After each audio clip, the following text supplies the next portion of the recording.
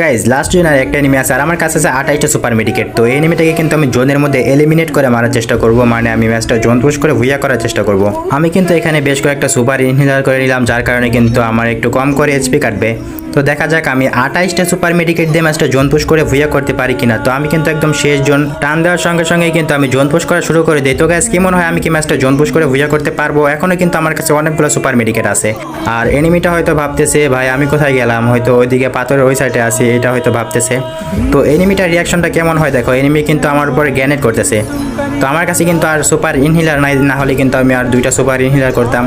তো আমার কাছে কিন্তু এখনো ভাই 20টা সুপার মেডিকেট আছে, জোন কিন্তু একদম ছোট হয়ে গেছে। তো আমি কিন্তু এনিমিটাকে দেখার চেষ্টা করব, মানে এনিমির রিয়াকশনটা কি হয় আমি ওইটা দেখার চেষ্টা করব। তো তোমরা যারা ভিডিওটা দেখতেছো অবশ্যই একটা লাইক করে দিও, আর তোমরা কি ভালো জোন পুশ করতে পারো অবশ্যই কমেন্টে বলে যাও।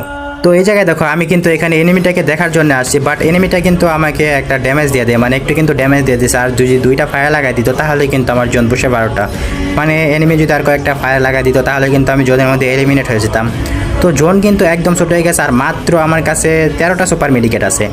তো ভাই 13টা সুপার মেডিকেট দিয়ে কি ভুইয়া হবে? মানে কি বলবো গাইজ, দেখো কি একটা অবস্থা। মানে গেরিনা শুধু জোনের আপডেট দিয়ে যেতেছে, এখন কিন্তু জোনের বাইরে থেকে ম্যাচ ভুইয়া করা অনেকটা টাফ হয়ে গেছে। আগে কিন্তু চাইলেই জোনের বাইরে গিয়ে ম্যাচ ভুইয়া করা যেত জোন পুশ করে সুপার মেডিকেট হলেই, বাট এখন কিন্তু অতিরিক্ত সুপার মেডিকেট হলেও জোনের বাইরে থেকে ম্যাচ ভুইয়া করা যায় না।